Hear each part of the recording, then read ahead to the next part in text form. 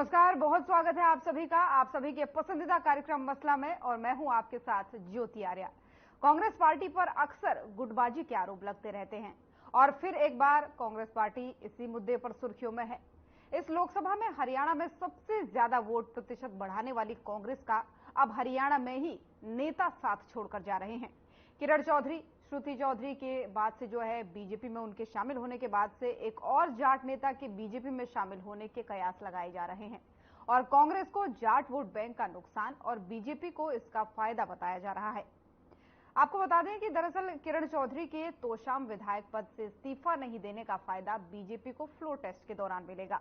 अगर मानसून सत्र के दौरान विश्वास मत हासिल करने के लिए फ्लोर टेस्ट भी कराया जाता है तो विधानसभा में बीजेपी बहुमत में दिखेगी। तो वहीं दूसरी ओर बीजेपी की ओर से दीपेंद्र हुड्डा के इस्तीफे के बाद से खाली हुई राज्यसभा सीट के लिए किरण या फिर श्रुति चौधरी में से किसी एक को उम्मीदवार बनाए जाने के भी कयास लगाए जा रहे हैं।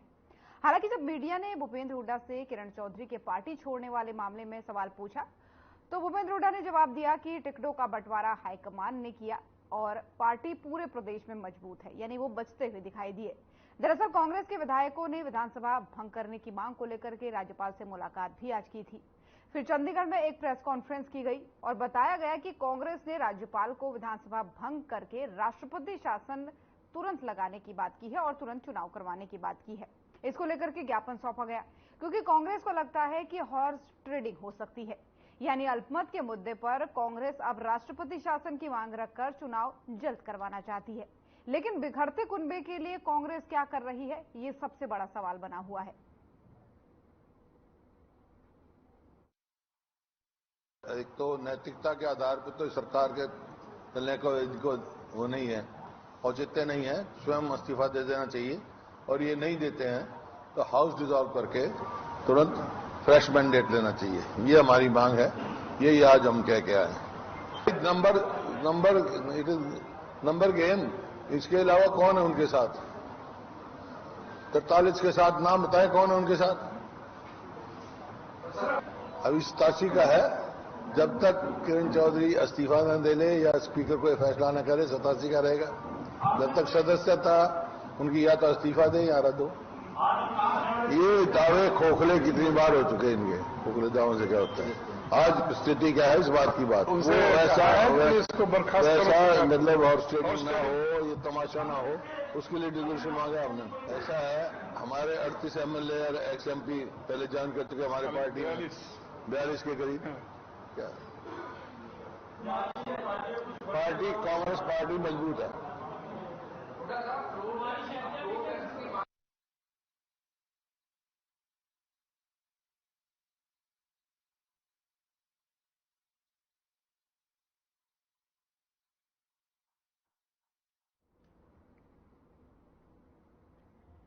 तो हरियाणा की राजनीति आजकल गर्माती हुई दिख रही है क्योंकि कुछ समय बाद विधानसभा चुनाव हो रहे हैं, लेकिन उससे पहले कुछ दल बदल का दौर भी जारी है और दूसरी तरफ विपक्ष जो है वो अल्पमत के मामले में लगातार सरकार को घेरने की कोशिश कर रहा है और राज्यपाल से मुलाकात भी इस बीच जो है की गई। कांग्रेस के विधायकों द्वारा एक प्रतिनिधिमंडल गया राज्यपाल के पास मुलाकात करने और एक ज्ञापन सौंपा गया जिसमें यह कहा गया कि राष्ट्रपति शासन लगा करके प्रदेश भर में चुनाव कराए जाए।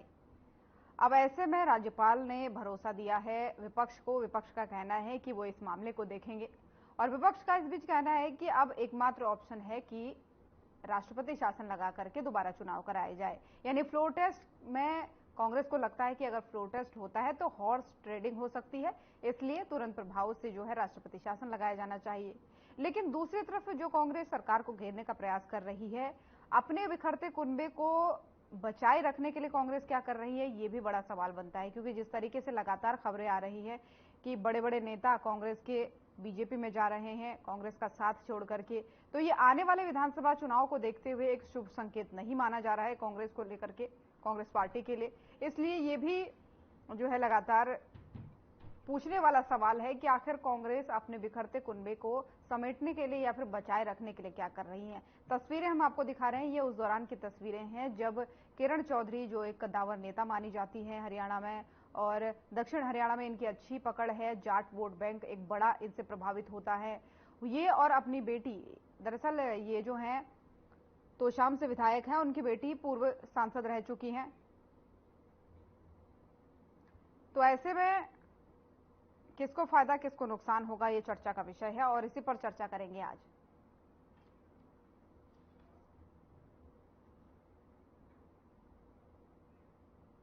और इन्हीं सब तमाम मुद्दों पर करेंगे चर्चा के लिए मेहमानों का पैनल हमारे साथ जुड़ चुका है। सबसे पहले परिचय उनका आपसे करवा दूं। राजवीर रोहिला जी प्रवक्ता बीजेपी हमारे साथ जुड़ चुके हैं, साथ ही नीरज गुप्ता जी प्रवक्ता कांग्रेस हमारे साथ जुड़ चुके हैं और कृष्ण कुटेल जी प्रवक्ता इनेलो हमारे साथ जुड़ चुके हैं। आप सभी मेहमानों का बहुत बहुत स्वागत है हमारी इस खास चर्चा में शामिल होने के लिए।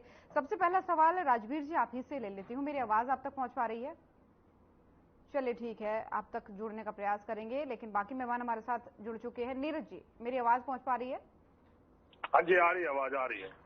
नीरज जी बहुत स्वागत है। सवाल ये है कि देखिए आपने अल्पमत को लेकर के सरकार को घेरने का पूरा प्रयास किया। आज आपका प्रतिनिधिमंडल गया राज्यपाल के पास, राज्यपाल ने क्या आश्वासन दिया है ये भी बताइए। और दूसरी बात ये कि चलिए ठीक है, विपक्ष का धर्म आप निभा रहे हैं, आपको जिन मुद्दों पर घेरना चाहिए आप प्रमुखता से उठा रहे हैं, लेकिन आपका जो बिखरता कुनबा है उसके लिए क्या प्रयास पार्टी कर रही है, इस पर भी थोड़ा सा प्रकाश डालिए ताकि लोग समझ पाए कि आपके बिखरते कुनबे को रोकने के लिए आप क्या कर रहे हैं। देखिए, ये बीजेपी सरकार नैतिक तौर पर तो गिर चुकी है, लेकिन नैतिकता इनमें बची नहीं, इसलिए नैतिकता के आधार पर इस्तीफा देंगे नहीं।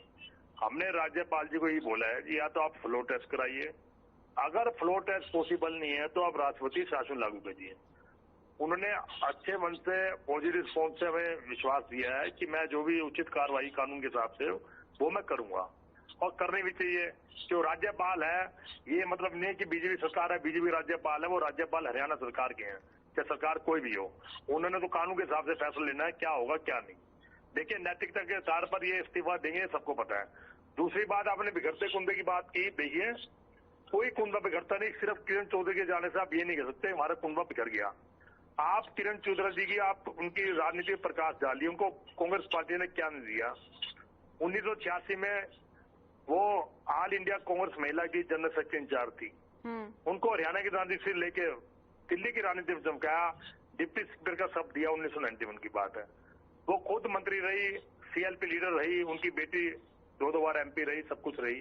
तो बताइए क्या कमी छोड़ी। अब रही बिखराव की बात कि किरण चौधरी जी कहते हैं मेरी बेटी को टिकट नहीं दी। भाई ये तो हाईकमान का फैसला था, हमारे इसमें लिखा हुआ था, एजेंडा था कि 2 बार के हारे को टिकट नहीं मिलेगी। उसका लोकसभा की टिकटों में फाइनल किया गया। आप पूरे लोकसभा कांग्रेस 300 चुनाव में लड़िया, बताइए किसको टिकट दिया तो 2 बार हारे हैं तो नहीं। तो इसमें नाराज होने की क्या बात है। ये तो सिर्फ इनका पर्सनल बेनिफिट है कि मेरी बेटी को एमपी बनना था, एमपी बनने के बेनिफिट पे तो वो नाराज हो गई।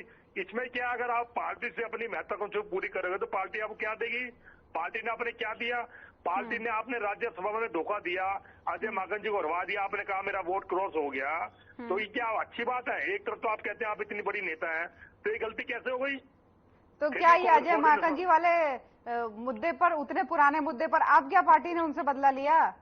देखिए, बदला नहीं लिया हमने। जो है कांग्रेस की पार्टी का अनुशासन था, जो 2 बार हारे हुए उनको टिकट नहीं दी, जबकि हुड्डा साहब प्रदेश सरकार ने, प्रदेश अध्यक्ष ने उनके बेटी के नाम की विवेचना भी की थी कि उनको टिकट दी जाए। ये तो हाईकमान का फैसला था। इसमें हम और आप हरियाणा कांग्रेस क्या कर सकते हैं। जो हाईकमान चाहेगा उसका हमें पालन करना पड़ेगा। हमारे प्रदेश अध्यक्ष कुछ नहीं कर सकते। बाबा जी का फैसला था, हाईकमान का फैसला था।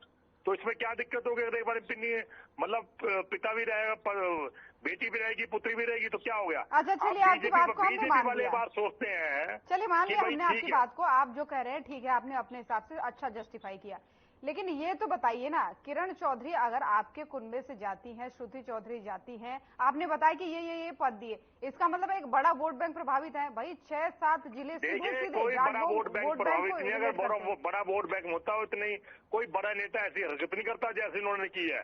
कांग्रेस पार्टी ने क्या दिया। आज उनको जान बचाना, उनकी देश विदेश में बचाना है तो सिर्फ कांग्रेस पार्टी को बचाना है। अब ये तीनों लाल, ये हरियाणा का दुर्भाग्य है। तीनों लाल के सारे बीजेपी सत्ता में आती थी, आज तीनों लाल बीजेपी का सहारा ले रहे हैं। कितने चंबे की बात है। आप देखिए ना, 2 सीट की पार्टी में ये बहुमत की बात करते हैं, इनका बहुमत है कहाँ बीजेपी का। सिर्फ 2014 से 2019 तक उसका बहुमत है कहाँ, बताइए आप। इन्होंने कुलदीप बिश्नोई को लिया, हिसार जीत गए क्या। वीरेंद्र सिंह जी को लेकिन लिया, बहुमत हमारे तो उनको आपके लिया, पास भी क्या नहीं है हुआ? ना, आपको भी तो सोच समझ के कदम रखना होगा। विधानसभा चुनाव नजदीक देखिए, है। हमें को फर्क नहीं पड़ता, एक हमारे हम सीट, कांग्रेस एक पार्टी वोट मजबूत बहुत है, कीमती कांग्रेस होता है। विचारधारा की लड़ाई है। कांग्रेस में ऐसे नेता गए कांग्रेस ने कभी परवाह नहीं करी, गए तो उनकी अपनी मर्जी है, उनका राजनीतिक महत्वाकांक्षी है। जिन लोगों को सत्ता में चलो रहने ठीक की है, आदत यही चीज हुड्डा साहब ने भी बोली, यही चीज उन्होंने भी बोली। अभी आपने कहा कि दो चीजें कही है, तो फ्लोर टेस्ट करवाइए या तो फिर विधानसभा भंग करवाइए। अभी जब हुड्डा साहब ने प्रेस कॉन्फ्रेंस की थी, उन्होंने साहब कहा कि अब तो हम फ्लोर टेस्ट भी नहीं चाहते, हम चाहते हैं बस विधानसभा भंग हो, क्योंकि वो भी इस चीज को समझ गए हैं कि संख्या बल अब हमारे पास भी नहीं है। नहीं, संख्या बल तो है, संख्या बल चलो मान गए इन बात, लेकिन इनके पास भी तो नहीं। अगर इनके पास हो तो स्थित करते हैं, तभी हमने कहा विधानसभा भंग कराइए। इलेक्शन जैसे कि एक संविधान के नियम के हिसाब से किसी भी सरकार का कार्यकाल 4 साल या 4 साल से ऊपर होता है। सरकार 6 महीने पहले इलेक्शन करा सकती है, ये राज्यपाल का राइट है। तो इलेक्शन में 3 महीने तो बचे हैं, तो उसमें प्रॉब्लम क्या है? ये नैतिकता के आधार पर कहते हैं हम पे फ्लोर टेस्ट से खुद साबित करते हैं, हमें जरूरत ही नहीं इसकी बात करने की। आपके सवाल में बहुत, आपके जवाब में बहुत सारे और सवाल उजागर कर दिए। मैंने एक बात बोलूंगा, किरण चौधरी के जाने से बीजेपी वालों इतना खुश होने की जरूरत नहीं है। इससे पहले भी हमारे नेता गए तो क्या मिला? कुलदीप बिश्नोई गए, रणजीत सिंह चौटाला गए, वो भी हार गए। तो ऐसा कोई नहीं है जो बीजेपी मजबूत हो जाएगी। इनकी भ्रम है, इनका भ्रम टूट जाएगा। अगली बात में से पूछो, मैं बाकी बात का सारा जवाब दूंगा आपकी। अच्छा, नहीं, नवीन जिंदल गए तो जीत तो गए ना। देखिए, नवीन जिंदल गए तो किसकी पार्टी? हमारी पार्टी के जो इनके मोदी जी कहते थे 30,000 करोड़ कोयला दलाली, तो 30,000 रुपए किसकी तिजोरी में गए? आप इनसे पूछिए। बहुत सारे और सवाल है, मैं पूछूंगी आगे। और भी लोग जुड़ चुके हैं, तो एक एक सवाल जरा उनसे ले लूं। ठीक है नीरज जी, थोड़ा सा रुकिए। रोहिला साहब हमारे साथ जुड़ चुके। रोहिला साहब, आवाज आ रही है? जी नमस्ते जी। नमस्ते, बहुत स्वागत है रोहिला जी, थोड़ा देर से आप जुड़े। देखिए, कांग्रेस का कहना है कि अब हम फ्लोर टेस्ट भी नहीं चाहते हैं, अब तो भंग ही करवाइए और दोबारा चुनाव करवाइए। मजबूती बताते हैं एक तरफ, और दूसरी तरफ उनको डर है कि कहीं हॉर्स ट्रेडिंग ना हो जाए, जो वो आप पर शक जता रहे हैं कि अगर फ्लोर टेस्ट होता है तो आप हॉर्स ट्रेडिंग कर देंगे, यानी आप उनके विधायकों को या फिर उनको खरीदने का काम करेंगे। हमारे राष्ट्रीय नेता श्री नरेंद्र मोदी जिन्होंने तीसरी बार शपथ ली है, अभी उन्होंने 2 फैसले किए बड़े। एक तो जो ये था आपका, क्या बोलते हैं उसको, पीएम किसान निधि, 9 करोड़ 30 लाख किसानों को जारी कर दी, किस्त मिल ली सबको। और कल ही कैबिनेट का फैसला हुआ कि 17 फसलों पे एमएसपी दिया जाए। तो हम इन लोगों की बातों पर ज्यादा ध्यान नहीं देते। भारतीय जनता पार्टी की केंद्र की और राज्य की सरकार जनता को समर्पित सरकार है। पार्टियां क्या कर रही है उसका कोई महत्व नहीं, क्योंकि हमारा पूर्ण बहुमत है। अगर इन लोगों आज ये लोग मिले हैं, आज भी ये लोग लूप होल छोड़ गए, क्यों नहीं 44 लोगों को लेके गए विधायकों को, क्यों नहीं परेड कराई इन्होंने? जब ये समर्थन का दावा करते हैं, भाई हमारे पास समर्थन है, और भारतीय जनता पार्टी के नायब सैनी के नेतृत्व में जो शानदार सरकार चल रही है वो अल्पमत में है, तो ये लोग क्यों नहीं लेके गए 44 लोगों को गवर्नर साहब के पास? तो अल्टीमेटली फैसला गवर्नर साहब ने करना है, और वो परिस्थितियों में फैसला लिया जाता है। और एक बात, जो अल्पमत का है, पूर्ण बहुमत है, ये फैसला विधानसभा में होता है, ये कोई टीवी डिबेट में बैठ के थोड़ा ना होता है ये। तो इनके, मैं तो इनको खुला चैलेंज देता हूँ, नीरज जी को, बड़े अच्छे भाई हमारे ही हैं, तो पार्टी में कौन सी में तो पता है इनको, तो मैं तो इनको चैलेंज देता हूँ कि भाई ये आए और फ्लोर टेस्ट करवाए अपना, ठीक है ना? ये सारी बातें एक मीडिया फुटेज लेने की कोशिश है, और कोई लंबी चौड़ी बात नहीं है इन लोगों की, क्योंकि कांग्रेस को भी पता है कि कांग्रेस के कितने दाने हैं इनके पास, ठीक है ना? इनके पास 28 MLA हैं, बाकी और कहां से लाएंगे ये लोग? संख्या 44 सही है, जेजेपी का कोई मतलब ही नहीं है, क्योंकि जेजेपी के मोस्टली विधायक भारतीय जनता पार्टी के जो नायब सैनी की सरकार उनको समर्थन दे रहे हैं बाहर से, ठीक है ना? तो ये शायद कांग्रेस समझ चुकी है, इसलिए तो वो कह रही है कि आप हमें फ्लोर टेस्ट करवाना नहीं, आप हमें सीधे राष्ट्रपति इसको विधानसभा को भंग कराएं। ज्योति जी, सिर्फ ये टैक्टिक है, बस मीडिया में भाई थोड़ी चर्चा हो जाएगी, एक दिन डिबेट हो जाएगी, बस, और ज्यादा नहीं है। और ये अच्छे विषय में डिबेट करनी चाहिए, विकास के मुद्दे पर डिबेट करनी चाहिए। जो भारतीय जनता पार्टी की, नरेंद्र मोदी की सरकार ने जो 17 फसलों में एमएसपी दिया किसान को, उस पर डिबेट करनी चाहिए इनमें। लेकिन ये लोग अपना, इनके पास कोई मुद्दा है नहीं, क्योंकि इनके नेता इनको छोड़ के जा रहे हैं। इनके पास, इनके जो और भी नेता छोड़ेंगे, अभी तो चुनाव बाकी है, अभी तो जैसे पहले छोड़े थे। ये इशारा किया जा रहा है कि एक और जाट नेता कांग्रेस छोड़ने वाले, खाली तो आने वाले समय की बात होगी। मैं कोई बात नहीं करूंगा ज्योति जी, नेता, हर नेता का अपना महत्व होता है, किसी भी पार्टी में है। अच्छा, ये बताइए किरण चौधरी, श्रुति चौधरी आपकी पार्टी में शामिल हुई, आपको क्या लगता है सबसे बड़ा क्या कारण है आपको क्या लगता है कि क्या कारण है उन्हें बीजेपी के पास आना पड़ा? उन्होंने वहां अपमानित होना पड़ा, प्रताड़ित होना पड़ा। और ये जो लोग आज आरोप लगाने की हिम्मत कर पा रहे हैं, जिस टाइम वो जो ये बोल रहे हैं अजय माकन जी को इन्होंने गलत वोट देकर हरवाया, तो उस टाइम आवाज क्यों नहीं उठाई इन लोगों ने? उस टाइम मुंह में दही जम गई थी क्या नीरज जी आपकी पार्टी के नेताओं में? किसी की हिम्मत थी? अब वो आपकी पार्टी से हमारी पार्टी में स्विच कर गए तो आप कुछ बोल लो उससे। अब तो वैसे विपक्षगामी बोलना होता है, बोल रहे हो आप लोग। लेकिन किरण चौधरी जी, श्रुति चौधरी जी जो भारतीय जनता पार्टी में आई है, वो एक लेगेसी लेके आए चौधरी बंसीलाल की, जिन्हें विकास पुरुष कहा जाता है। ठीक है ना? उनके कामों को कोई भी पार्टी आए, आती रहेगी, पार्टी सरकारें आती रहेंगी, लेकिन चौधरी बंसीलाल जी का नाम हमेशा रहेगा और हमने हमेशा इज्जत से नाम लिया है। तो पूर्व मुख्यमंत्री मनोहर लाल जी ने, जो अभी कैबिनेट मंत्री हमारे पूरे भारत के, उन्होंने कहा है कि भाई कहीं ना कहीं किरण चौधरी जी प्रताड़ित थी वहां, तो इसलिए उन्होंने यहाँ आना स्वीकार किया। तो हम तो स्वागत करते हैं नीरज जी, अपनी बारी में आपकी आवाज नहीं आ रही है, अपनी बारी में। चौधरी जी का, सभी का।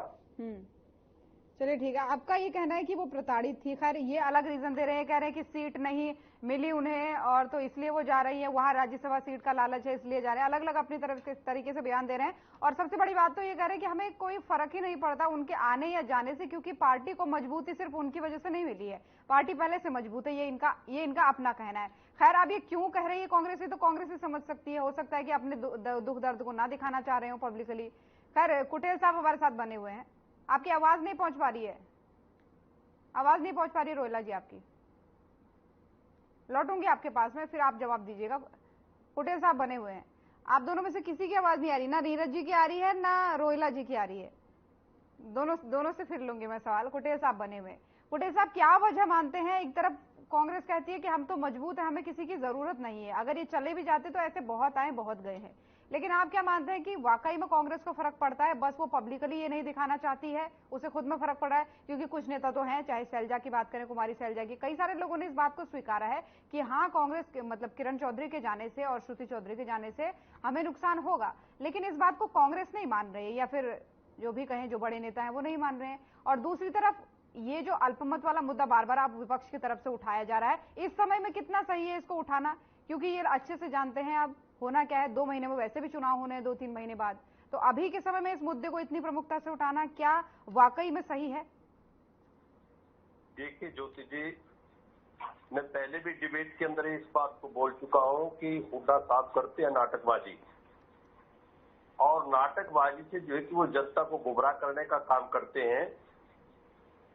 अगर ये इस प्रकार का फैसला लेना होता तो वो पहले ले लेते, क्योंकि पहले भी सरकार अल्पमत में थी और आज भी अल्पमत में है सरकार। तो हुड्डा साहब, आपने देखा होगा कि जब किसानों का आंदोलन चला हुआ था और 3 दिन का जो है कि सेशन था, लेकिन हुड्डा साहब ने खट्टर साहब से मिलकर के उस सेशन को 3 घंटे के अंदर ही समाप्त कर दिया और साइन करके वो चले गए। क्योंकि जनहित से जुड़े हुए मुद्दे जो है कि भूपेंद्र सिंह हुड्डा जो विपक्ष के नेता है वो उठाना ही नहीं चाहते, क्योंकि वो बुरी तरह से फंसे हुए हैं। ईडी और सीबीआई का शिकंजा उनके ऊपर है, भूमि अधिग्रहण मामला वो चला हुआ है, और बीजेपी भी जो है कि वो कार्रवाई जो है कि तीव्रता से जो है कि वो नहीं करना चाह रही है, क्योंकि भाजपा को भी जो है कि वो जाट को डिवाइड करना चाहती है, ताकि जाट का वोट जो है कि वो एकत्रित इकट्ठा ना होकर के जो है वो किसी पाले के अंदर चला जाए। आपने पिछले चुनाव के अंदर भी देखा होगा और लोकसभा के अंदर भी देखा होगा कि भारतीय जनता पार्टी की जो नीति है वो डिवाइड एंड रूल की है, फूट डालो राज करो की नीति है। और वो भारतीय जनता पार्टी ने हरियाणा प्रदेश के अलावा और प्रदेशों के अंदर भी जो है किस प्रकार के काम किए हैं, और मुख्य रूप से अक्षेत्रीय पार्टियों को बड़ा कमजोर करने का काम इस भारतीय जनता पार्टी ने किया है। और जो है कि ये खेल जो है आपके सामने हो रहा है। और राह किरण चौधरी जी का सवाल और नीरज जी का ध्यान में सुन रहा था, भाई कोई फर्क पड़ने वाला नहीं है, लेकिन यही बात इनको आज कमजोर कर रही है। और कांग्रेस पार्टी कहां पर होती थी, यानी 1985 के समय के अंदर हम जब देखते हैं, जब श्री राजीव गांधी जी की सरकार जो है कि इंडिया में आई, और विपक्ष पूर्ण तरह से जो है कि वो खत्म हो चुका था।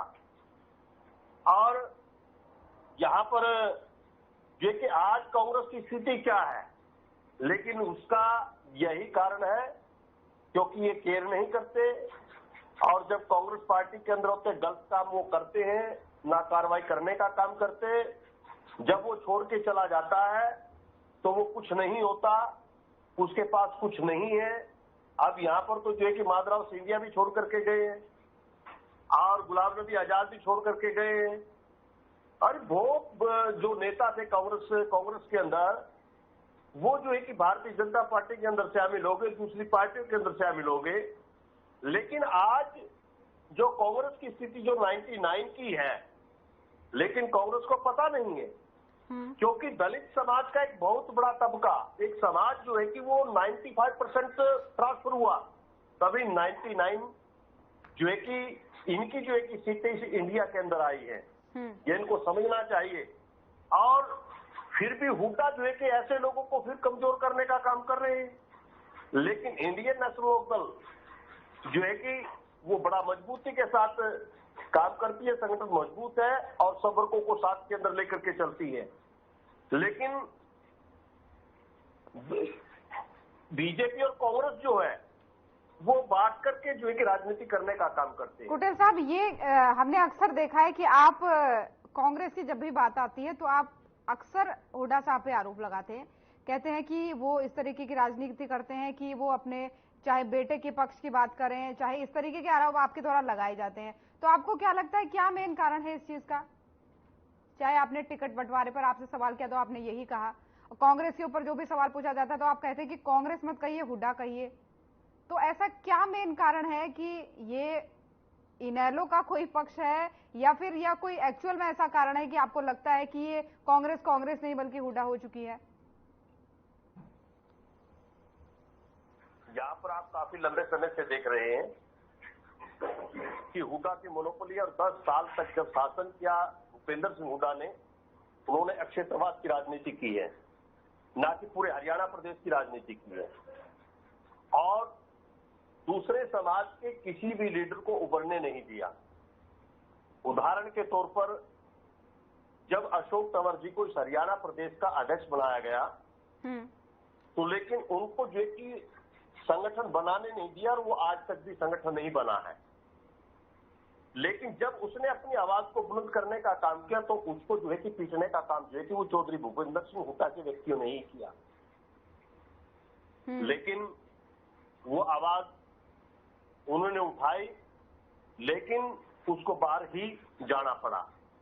फिर जो है कि यहाँ पर कुमारी शैलजा जी अध्यक्ष आई, कुमारी शैलजा जी के साथ भी ऐसा ही हुआ, उसको भी जो है कि इन्होंने पद से हटवा दिया।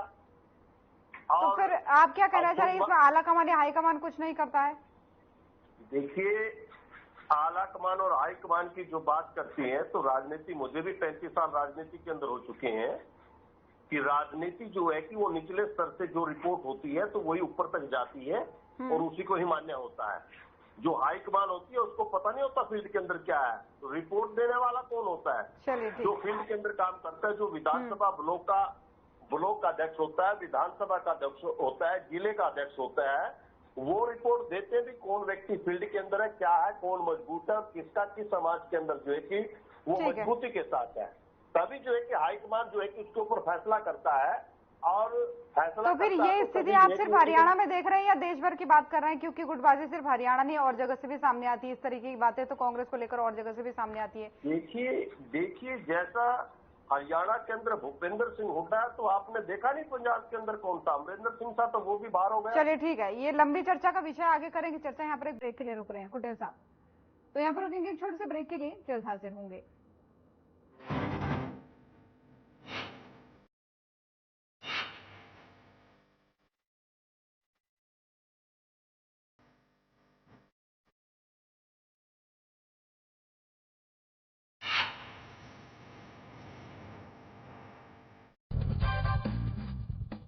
नमस्कार दोस्तों, आजकल हमारी फिल्मों में हमारे ही धर्म का मजाक उड़ाया जा रहा है। कोई टॉपिक नहीं मिला, राजा भी दुविधा में पड़ गए। ब्राह्मण ने कहा कि हे राजन, मुझे धन और जब सोच में पड़ गए कि धन और धर्म दोनों कैसे दे दूं।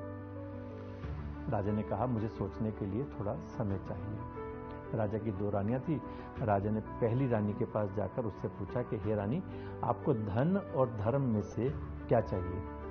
रानी ने फौरन कहा, महाराज, धर्म को लेकर क्या करोगे? अगर धन हमारे पास होगा तो हम सुख सुविधा और विलासिता का जीवन बिता सकते हैं, इसलिए मुझे धन ही चाहिए। इसके बाद राजा ने अपनी दूसरी पत्नी से सवाल पूछा।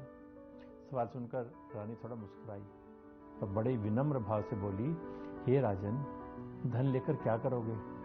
जब धर्म यानी कि हमारे सिद्धांत, हमारे संस्कार, विचार, मर्यादाएं ही नहीं रहेंगी तो धन का क्या करोगे?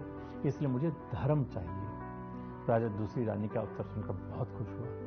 राजा जान चुका था कि धर्म रहेगा तो सब कुछ रहेगा, जबकि धन कभी स्थायी नहीं हो सकता। धर्म हमारी अंतरात्मा में बसता है, और जब अंतरात्मा ही नहीं रहेगी, आत्मा ही नहीं रहेगी, तो फिर बेजान शरीर का क्या फायदा। कहा गया है, धर्मो रक्षति रक्षतः, यानी धर्म की रक्षा करने वाले की रक्षा स्वयं धर्म करता है। हमें याद रखना चाहिए, अगर अधर्मी सिर्फ समझाने से समझ जाते तो बांसुरी बजाने वाला महाभारत नहीं होने देता। नमस्कार।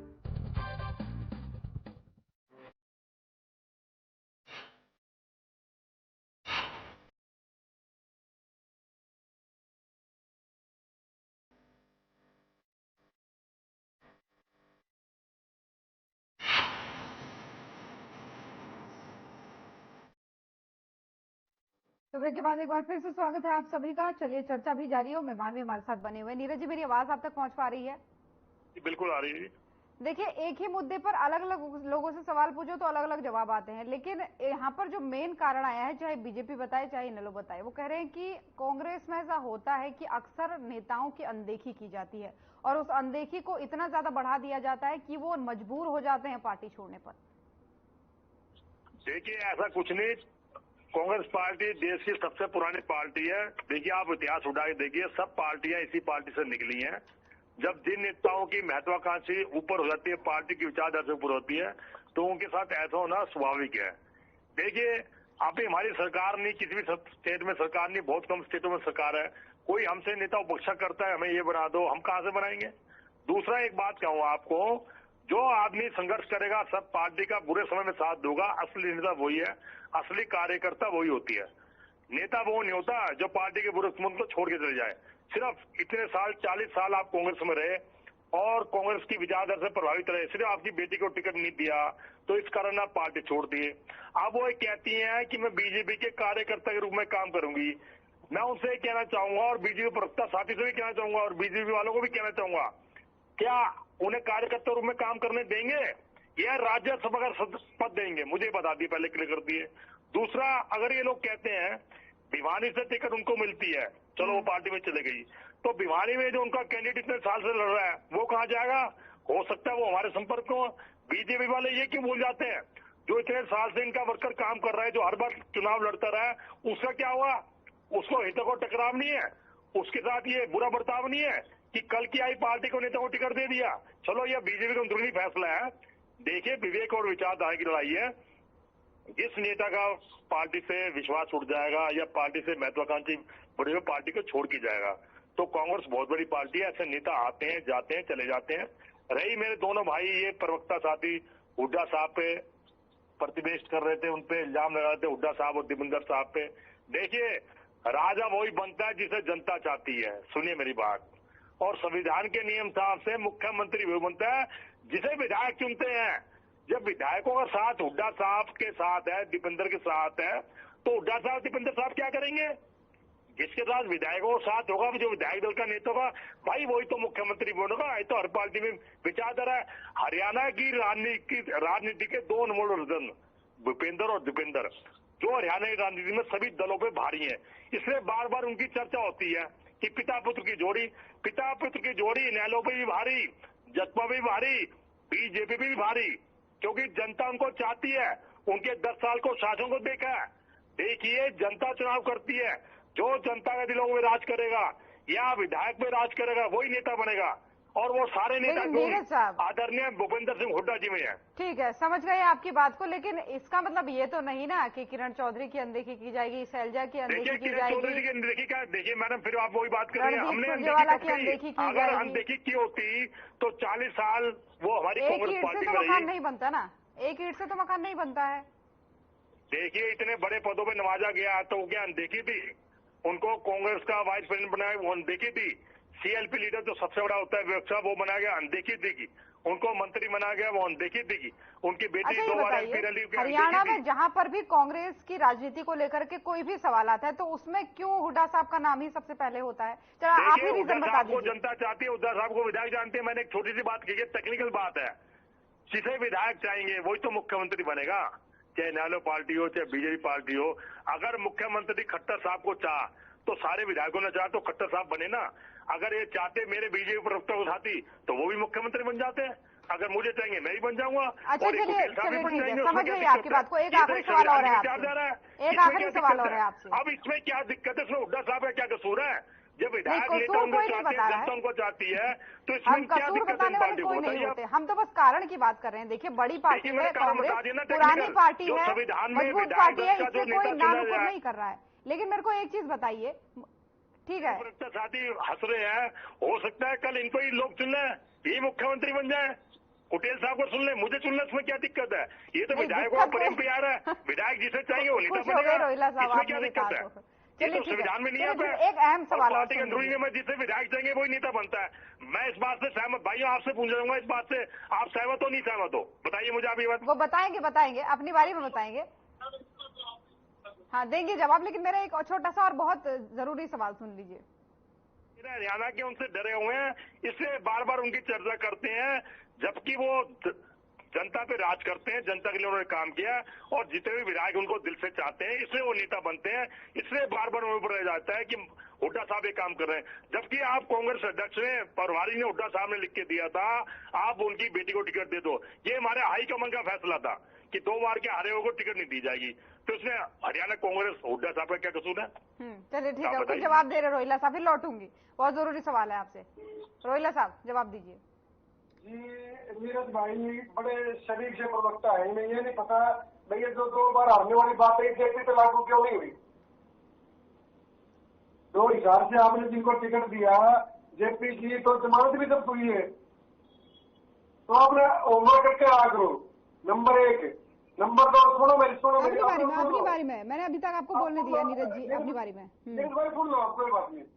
जिस दिन हुड्डा साहब ने शपथ ली थी, उन्होंने एक और शपथ ली थी कि भाई सभी नेताओं को ठिकाने लगा दूंगा मैं।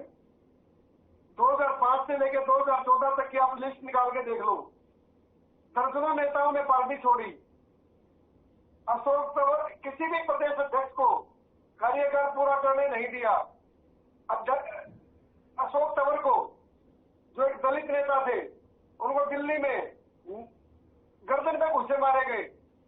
तो ये आपके नेता के कार्यकाल में हुआ ही है। उन्हें जिलाध्यक्ष, ब्लॉक अध्यक्ष, प्रदेश कार्यकारिणी गठित करने नहीं दी गई। उसके बाद शैलजा जी आ गई, शैलजा जी का पूरा कार्यकाल ऐसे ही निकल गया, ठीक है ना। अब आगे आपको उदय मान जी 1.5-2 साल तो इनको भी हो लिया होगा, कोई जिलाध्यक्ष नहीं, कोई ब्लॉक अध्यक्ष नहीं। ये तो होगी आपके संगठन की संरचना, भाई इसमें चल क्या रहा है? कितने प्रभारी पदों के डाली आपके प्रभारी भी कितने पदों के डाली है? बाबरी अभी टिके हुए, अभी उससे पहले कमलनाथ जी, दिग्विजय सिंह जी और बहुत से आगे डालिए। तो यहाँ क्या हो रहा है कि जो कांग्रेस पार्टी एक कांग्रेस पार्टी एक राष्ट्रीय पार्टी होती थी, वो पार्टी एक रीजनल पार्टी बन के रह गई, बापू बेटे की पार्टी बन के रह गई, जिसके कारण नेताओं को बार बार अपमानित होना पड़ा। और जो नेता अपमानित नहीं हो सकते थे, जितनी देर उन्होंने सहन किया, हाईकमान में कोई सुनवाई हुई नहीं उनकी, बार बार हाईकमान में भी गए। तो आप दर्जनों नेताओं की लिस्ट है, ये लिस्ट में किरण चौधरी जी का नाम जुड़ा। किरण चौधरी जी चौधरी बंसीलाल जी के परिवार से आती है, जिन्हें हरियाणा का निर्माता कहा जाता है। तो वो जब इतना बड़ा परिवार के एक नेता जो 4 बार विधायक रह चुकी है, दिल्ली में डिप्टी स्पीकर रह चुकी है, कैबिनेट मंत्री रह चुकी है और सीएलपी लीडर रह चुकी, 40 साल से आपकी पार्टी में रही है वो, ठीक है ना। तो आप लोगों ने उनका क्या हासिल किया? वो तो भला हमारे पूर्व मुख्यमंत्री मनोहर जी का, फिर वो उनसे मुलाकात हुई और वो भारतीय जनता पार्टी में सह सम्मान आ गई। मैं तो उनके कार्यकर्ताओं को, श्रुति चौधरी जी को सबका सम्मान करता हूँ। सभी इस पार्टी से जुड़े हैं, भारतीय जनता पार्टी मजबूत हुई है। तो मैं क्या कहता हूँ, नीरज भाई, घर में बेटा हो सकता है, बेटी भी पैदा हो सकती है, लेकिन कार्यकर्ता, विचारधारा वो डेवलप करनी पड़ती है। जैसे आज भी कार्यकर्ता मिलते हैं काम में। देखिए रोहिला साहब, ये बात तो आपने बिल्कुल सही कही। देवीलाल जी का दक्षिण हरियाणा में पानी पहुंचाने में अगर सबसे बड़ा किसी का योगदान है तो वो उन्हीं का है। उनके योगदान को कभी नहीं भूला जा सकता। ये बात तो आपने सही कही है। कोई कार्यकर्ता पार्टी छोड़ता है तो वो किसी न किसी वजह से छोड़ता है। निजी स्वार्थ, महत्वाकांक्षा सबकी होती है, लेकिन वो अगर 40 साल कोई नेता आपकी पार्टी में रहा, उसे छोड़ के जाना पड़ रहा, कुछ तो फंक्शन करना पड़ेगा आप लोगों को। बिल्कुल, और यही सवाल मेरा भी है नीरज जी आपसे, आप जवाब दीजिएगा इनकी बात का भी। लेकिन अगर आप ये कह रहे हैं कि उनको पद चाहिए था, उन्होंने पार्टी छोड़ दी, क्या पार्टी इसके पीछे ये पता करने की कोशिश करेगी कि हर एक नेता के साथ यही क्यों होता है जो पार्टी छोड़ करके आती है? क्या उन कारणों का पता लगाएंगे आप, या यही कह करके छोड़ देंगे कि जिसको जाना है तो जाए? नीरज जी आवाज नहीं आ रही है। नीरज जी आवाज नहीं आ रही आपकी। हेलो हेलो हेलो, अब आ रही है जी, रखिए अपनी बात। देखिए, आप एक नेता की बात कर रहे हैं। 2022 से 2024 से आप डिटेल निकाल के जाइए कि दूसरों दलों से हमारे कितने नेता आए हैं। बीजेपी के लोग भी आए, नैलो के भी आए, जसपा के आए हैं और दूसरे नेताओं के, आम आदमी पार्टी के भी आए हैं। ऐसा कुछ नहीं है, ये बेबुनियाद आरोप है। अगर ऐसा होता, दूसरी पार्टी के नेता के सारे सरकार बनाते तो इनकी 2019 में 40 सीटें ना आती। ये तो अहंकार से भरे हुए हैं। इतने में अहंकार इतना है, मैं इनके अहंकार का उदाहरण देता हूं। इनके आरएसएस चीफ, जिसे बीजेपी का बड़ा भाई कहा जाता है, बीजेपी उसमें से निकली है, उन्होंने बोला आप अहंकार के कारण हार गए। ये 2 सीटों की पार्टी होकर 3 लालों के सारे सरकार बनाती थी, चाहे बंसीलाल जी हो, चाहे भजन लाल जी हो, देवीलाल जी, इनके सारे सरकार बनाते आए हैं। तो इनका तो रिश्ता पुराना ही है। ये क्या बोलेंगे इस बात को? मैं इनको चैलेंज करके दिखाता हूँ। अगर आपने इतना काम किया है हरियाणा में, मेरी एक छोटी सी प्रवक्ता साथी मेरे ध्यान से सुनो, आपके माध्यम से मैं आपकी पूरी पार्टी को, हरियाणा को चैलेंज देता हूं, बीजेपी पार्टी को, आप पार्षद के चुनाव कराइए। 2.5 साल हो गए, आप में पार्षद का चुनाव कराने का दम नहीं है। आप कभी इलेक्शन कमीशन का बहाना लेते हैं। नहीं, सुनिए, आप पहले इलेक्शन कमीशन का बहाना लेते हैं, कभी सूची तैयार नहीं। मैं फरीदाबाद से बिलोंग करता हूँ। 4 बार सूची बन चुकी है, लेकिन आप में इलेक्शन कराने का दम नहीं है। भाई साहब, ये तो पार्षद इलेक्शन तो ट्रेलर है। आपको अपनी हैसियत इस इलेक्शन में पता चल जाएगी आप कहाँ खड़े हो।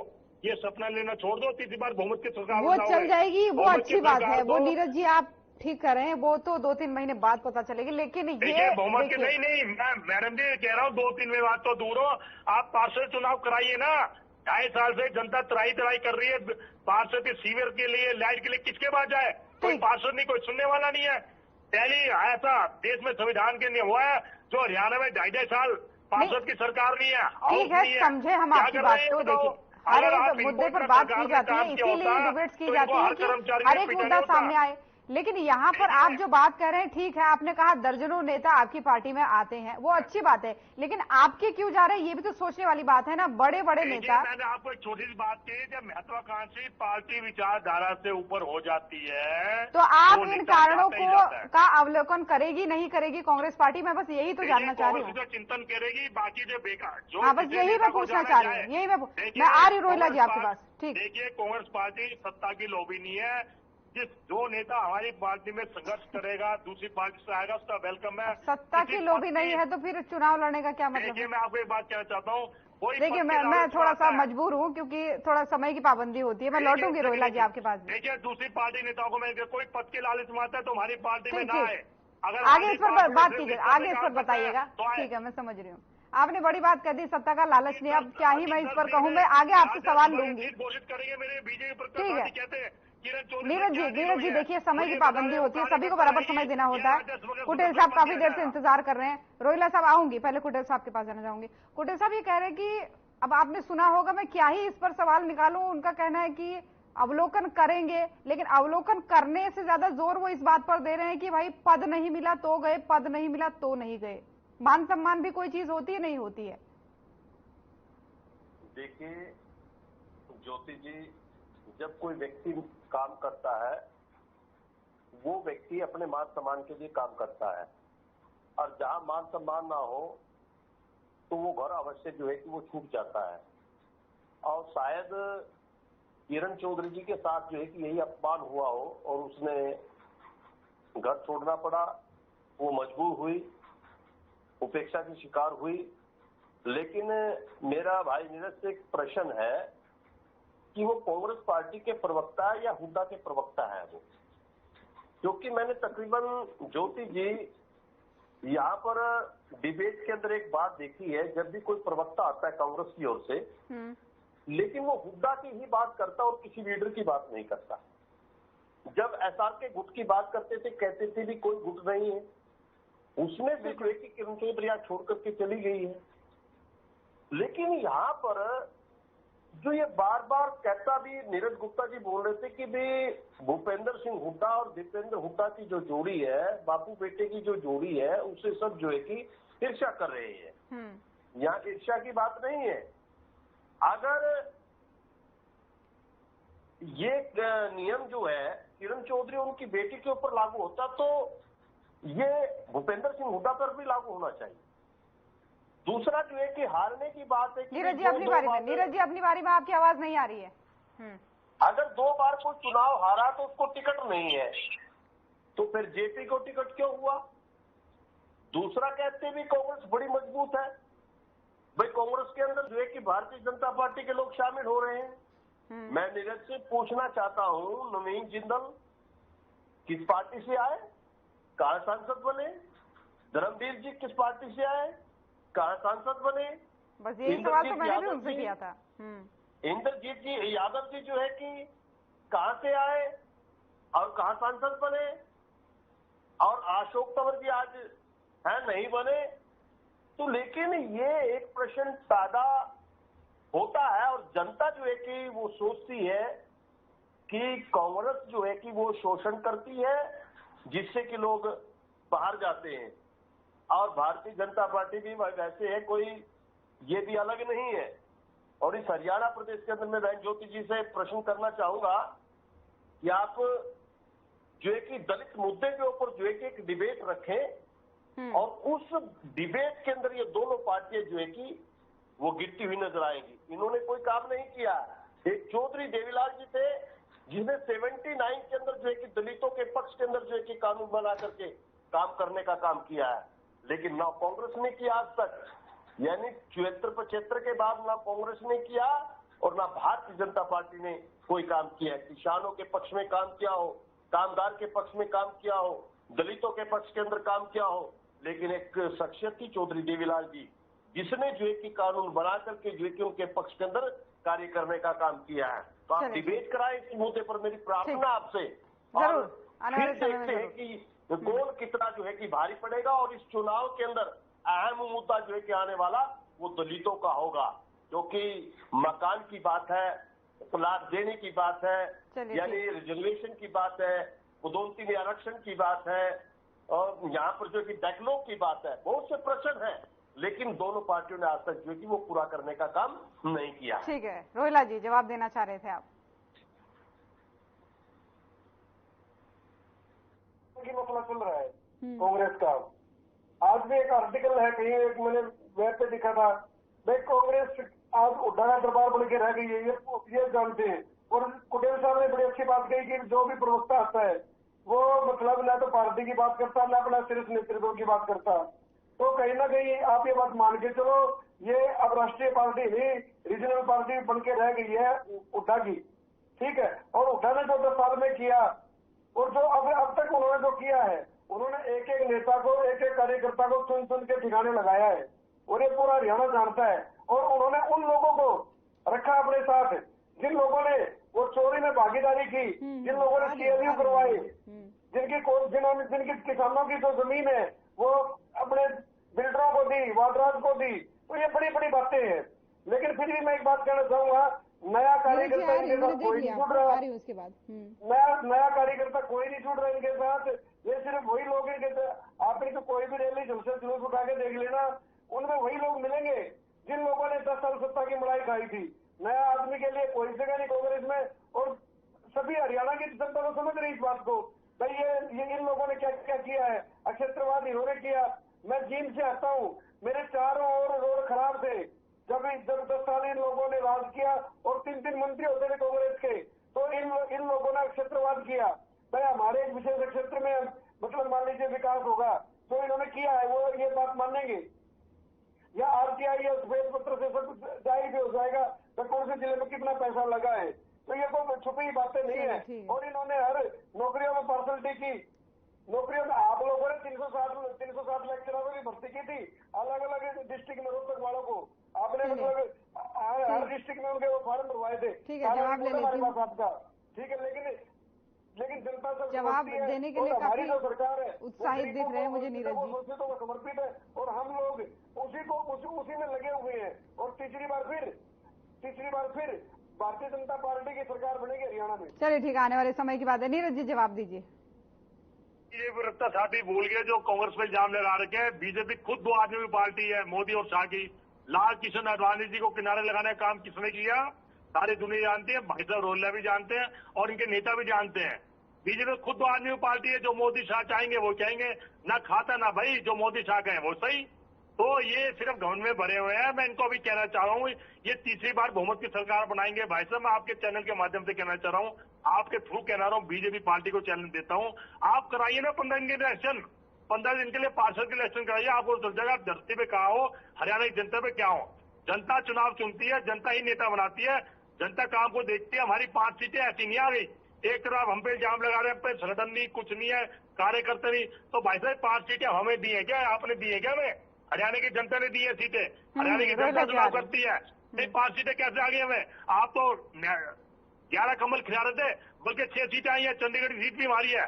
11 कमल में से 5 रहेंगे, तो ये सिर्फ बेबुनियाद आता है। मैं आखिर में ये कहना चाहूंगा, देखिए मेरा कहने से कुछ नहीं होगा, सरकार हमारी बनेगी, किसकी बनेगी ये जनता चुनाव करेगी। जनता देखिए किसकी सरकार बने, जनता किसको राजा बनाती है, जिसको बनेगी फैसला में जनता पे छोड़ना चाहिए। हर पार्टी में दावा करती है, बीजेपी भी करेगी, मैं भी करूंगा, न्यालो भी करेगी, लेकिन ये फैसला में जनता करने की। जनता हमारे 10 साल के कामों को इनके 10 साल के कामों को कंपेयर करेगी। आज एमएसपी पे रेट बढ़ा दिया इन्होंने, 750 किसान के हत्यारे, उससे पहले रेट क्यों नहीं बढ़ाया? अगर पहले रेट काट देते तो 750 किसान ना मरते। ये सिर्फ प्योर राजनीति है, क्योंकि चलिए किसानों के मुद्दे पे हम अक्सर बात करते हैं। डंका मिल गया आपको, अभी मुद्दे से बात नहीं करेंगे। रोहिला साहब जवाब दीजिए। पूरे भारत में कि भाई अगर मोदी की सरकार आ गई तो संविधान बदल देंगे, आरक्षण खत्म कर देंगे, जबकि नरेंद्र मोदी जी ने एक जनसभा में खुद कहा कि अगर बाबा साहब खुद भी आ जाए तो देश का नीरज जी अपनी बारे में बोलिएगा, आपकी आवाज नहीं आ रही है। देश है जी, देश संविधान से चलता है, ठीक है ना। तो ये प्रोपेगेंडा इनका थोड़ा सा कामयाब होगा, जिसके कारण 5 सीटें हमने लूज की है। और आने वाले समय में हम इनकी सफाई कर लेंगे। देखिए मेरी नीरज जी अपनी बारे में दीजिएगा, मैं आपको समझ दे रही हूँ ना, मैं समझ दे रही हूँ, बराबर दे रही हूँ, बस सुन लीजिए। अगर प्रोपोगंडा फैलाया है तो बीजेपी ने फैलाया श्री राम के नाम पे। नीरज जी 4 जून के बाद इनका लौटूंगी, एक बार सुन लीजिए उनको छोड़ के जय द्वारकाधीश, जय द्वारकाधीश। श्री राम जी पूरे हो गए क्या? नीरज जी फिर आप घुमा फिरा के वही मुद्दा क्या है, मुद्दा आप समझ नहीं पा रहे, उतनी देर से मैं कह रही हूँ आपको। भगवान को पकड़ लिया, द्वारकाधीश, द्वारकाधीश। नीरज जी की ऑडियो डाउन कर श्री दीजिए। राम जी कहाँ गए? अब श्री राम जी कहाँ गए? नीरज जी की ऑडियो डाउन कर दीजिए। द्वारकाधीश के नाम पर चुनाव लड़ोगे या श्री राम के नाम पे चुनाव लड़ोगे? नीरज जी आपको मैं समझ दे रही हूँ, फिर बीच में बोलेंगे तो अच्छा नहीं लगता ये सब।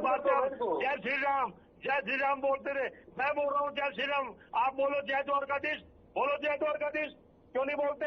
क्या आपके प्राइम मिनिस्टर मोदी बोलते हैं ये क्या, जय द्वारकाधीश? ये कोई मुद्दा है क्या इसी मुद्दे को लेकर के आपको बताया गया था कि जय द्वारकाधीश वाले मुद्दे पर? ये प्रोपोगंडा फैलाते ना, जो आप कह रहे हैं, जो हम पे इल्जाम लगा रहे हैं कि हमारी 5 सीटें आ गई, हमने जनता में भ्रम फैलाया, इन्होंने श्री राम के नाम पे भ्रम फैलाया कि श्री राम का मंदिर बना दिया, तो ये प्रोपोगंडा फैला रहे हैं।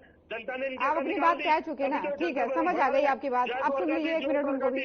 क्यों श्री राम को छोड़ दिया कि श्री राम ने अयोध्या में सीटें रवा दी, इसने श्री राम को किसने छोड़ा है श्री राम को? कैसी बात कर रहे हैं आप?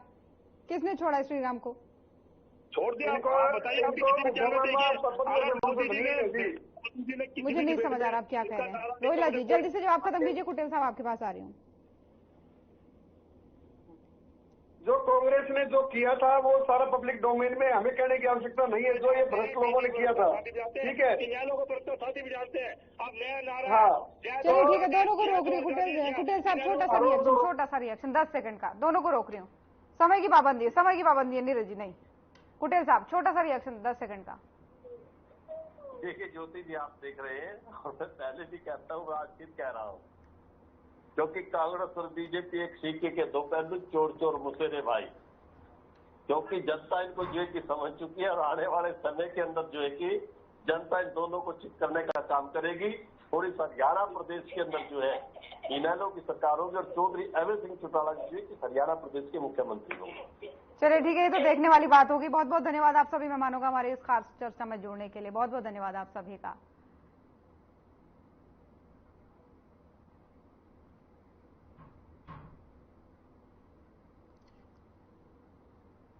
तो जैसे जैसे विधानसभा चुनाव नजदीक आ रहे हैं, ऐसे ऐसे पार्टियों के अपने अपने दावे भी तेज होते जा रहे हैं। और इसी बीच हरियाणा से खबर सामने आती है कुछ दिन पहले कि कांग्रेस से किरण चौधरी और श्रुति चौधरी बीजेपी में शामिल हो जाते हैं, जो एक बड़ा झटका माना जा रहा था कांग्रेस के लिए। और अब आज जो है कांग्रेस के एक डेलीगेट की तरफ से जो है राज्यपाल से मुलाकात की गई और एक बार फिर से सरकार को अल्पमत के मुद्दे पर घेरने का प्रयास किया गया। तो फिलहाल आज के मसले में इतना ही। नमस्कार।